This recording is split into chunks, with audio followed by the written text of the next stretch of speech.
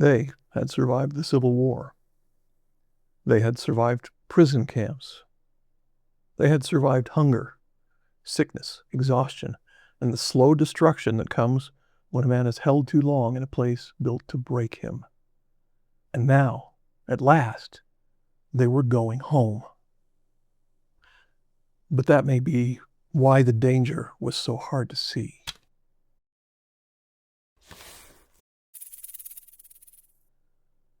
On April 27, 1865, the steamboat Sultana exploded on the Mississippi River near Memphis, Tennessee. It was one of the deadliest maritime disasters in American history. The basic story is usually told this way. The boat was overloaded.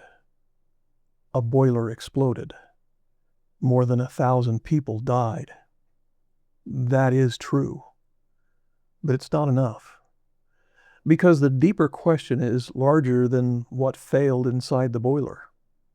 The deeper questions are, why were so many people lost? Why did that boat become the path home? Why did so many risks stack up without stopping the trip? And why, for men so acquainted with death, might danger have looked less like danger and more like progress? Many of the men aboard were Union soldiers, recently released from Confederate prison camps. They had been held places like Andersonville and Cahaba, and they had been prisoners. They had been hungry. Some were sick and injured. They had been waiting for the war to end, waiting for release, waiting for transport, waiting for the next authority to tell them where to go. By late April of 1865, the war was collapsing. Lee had surrendered at Appomattox on April 9th. President Lincoln had been assassinated on April 14th. The fighting was ending. But the machinery of war was still moving. Camps, records, parole, transport, paperwork, contracts, guards, boats, rail lines, and orders. For these men, home was not simply a place. Home was safety. Home was recovery. Home was food that did not come from a prison camp.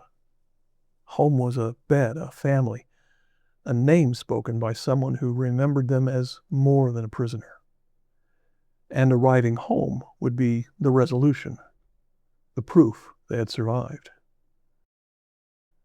That changes how a person sees the next step. The men were not choosing among comfortable travel options. They were being processed through a hurried military transportation system. Vicksburg became one of the funnel points, a place where released prisoners waited for the next available way north. And once a system like that begins moving people, the movement itself can start to feel like the solution to all the problems and dangers. I saw a similar version of this many times in airports and emergency work. People in transit do not always think the same way they would at home. Pain, illness, injury, warning signs, things that should be handled now, get pushed forward by one thought. Just get me there. We'll deal with it when we arrive. That is not always irrational. Sometimes movement really is safety. But when people have lived inside danger for long enough, danger does not always look like danger anymore. Sometimes the risky alternatives look like a step in the right direction. And sometimes they are. To most people, in a calmer world, an overloaded steamboat might look like an obvious warning. To a man who had just come out of prison after sickness, hunger, and war, it may have looked different. It may have looked like a boat heading north. It may have looked like movement. It may have looked like the next step toward home. After everything they had already survived, being packed onto a steamboat for a day or two may not have seemed like an inconvenience. It may have seemed like rescue.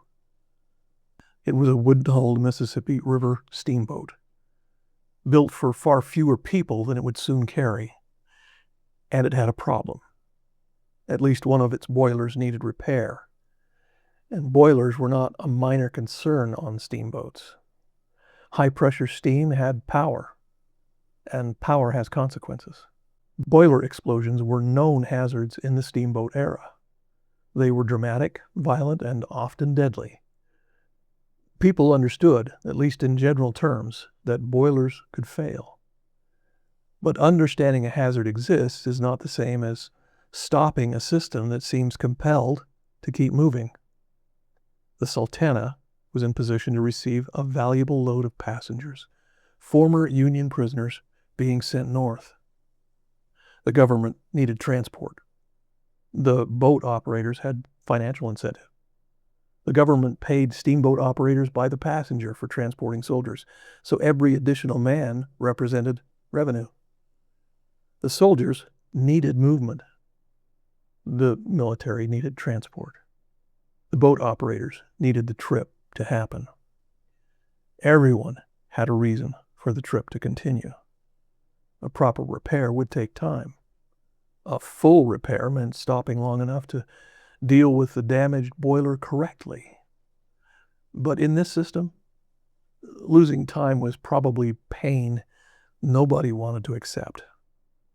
Time could mean losing the passengers to other boats. Time could mean losing money. Time could mean delay. And delay, in this story, mattered to almost everyone. That phrase, good enough, is dangerous in a system under pressure, because the Sultana was not only repaired quickly, it was also loaded heavily, very heavily. Sources differ on the exact numbers, and the records do not all agree, but the basic pattern is clear. The Sultana was carrying far more people than it was meant to carry. Some accounts put the number aboard somewhere around 2,000. The boat's legal capacity was far lower. Men were packed onto decks, into open spaces, wherever a space could be found. A famous photograph taken shortly before the disaster shows a vessel crowded with men from rail to roofline. It is one of those images that seems to shout its warning backward through time. But overload was not only a crowding problem. It changed weight, it changed balance. It changed how the boat moved and worked in the river. And on a high river, pushing upstream, that mattered. But images are easier to judge after the disaster. Inside the moment may have meant something else. The boat is here. The men are boarding. The system is moving. Home is closer than it was yesterday. A tired system, a damaged boiler, a rushed patch meant to put that boiler back in service, a payment system that rewarded more passengers until the Sultana was badly overcrowded, a river swollen with spring floods that forced an already strained steam system to work even harder, passengers with limited autonomy, little information, and few good choices. Some may have stepped aboard believing that the boat was simply the way home. Others in the system may have understood there was risk, but the shared operating assumption was the same. We can keep going. But going home was not the same as being safe. The Sultana was supposed to be part of the recovery, a path out of war, captivity, and uncertainty. Instead, it became the next disaster. The men were no longer prisoners, and they were closer to home than they had been in months. But they were still inside a system they did not control, carrying risks they could not fully see. They may have noticed the crowding and known the boat was overloaded, but did they know about the condition of the boiler, the repair history, or what the river conditions meant? Did they have the information, authority, or freedom to challenge what was happening? And even if they had known more, would it have changed the choice? This is the impossible choice problem. A person safely outside the event might ask, why did they get on the boat? But that question may be too easy. The harder question is, what does risk mean when every available path carries risks? Stay behind? And what then? Wait longer? Weakened, sick, uncertain, dependent on another system? Refuse transport, if refusal was even meaningful? Challenge authority after months in captivity while everyone else boards? Or step onto the boat that looks so much better than the cold, muddy, disease-ridden place they had just left? Sometimes people are not choosing between safety and danger. They are sometimes choosing between the danger they know and the danger they cannot see, and the fragile hope that the next step will finally carry them out of hell. That does not mean every choice was wise. It does not mean every decision was excusable. It does not erase responsibility from the people who loaded the boat, accepted the money, rushed the repair, or failed to stop the overcrowding. But it does ask us to judge carefully from a distance. The people at most risk were also least equipped to challenge the risk. And that is one reason the Sultana matters beyond the boiler explosion. Because large-scale disasters like war often do not end when imminent danger recedes. It unavoidably stretches out like this, the disaster, the evacuation, then transport, shelter, then medical care, then paperwork, then recovery gets a chance. Each stage can save lives. Each stage can also create new hazards. The path out of danger can become dangerous itself. That is true not only in war. It happens in large-scale accidents. It happens in storms. It happens in airports, hospitals, shelters, highways, and recovery systems of every size. People often conflate movement with safety. Sometimes they're right. Sometimes movement is the only thing keeping them alive. But sometimes danger can look like progress.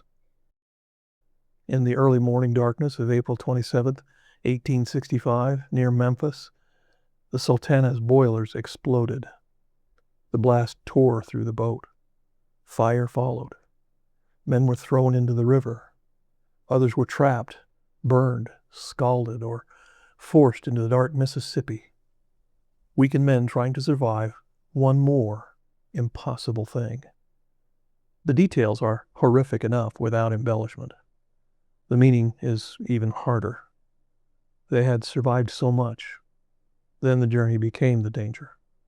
The Sultana was often remembered as a forgotten disaster, or as the worst maritime disaster in American history, or as a Civil War footnote crowded out by the end of the war and Lincoln's assassination. All of that may be true. And when transport, evacuation, shelter, medical care, or the road home are overloaded, rushed, under-resourced, poorly maintained, or treated as if the danger has already passed, they can become the next disaster. The Sultana was not just carrying soldiers. It was perceived and accepted as the means, the pipeline, the visible path from war, captivity, sickness, and uncertainty towards safety, peace, and home. But it became one of those disasters after the disaster because almost everyone involved had a reason to keep it moving. Stopping felt impossible, and danger looked like progress. So, here's an else. Sometimes the most dangerous choices are not made because people ignore risk. They are made because every available path carries risk, and the path that looks like hope may carry danger no one can see. And that's it. An ounce submitted for your consideration.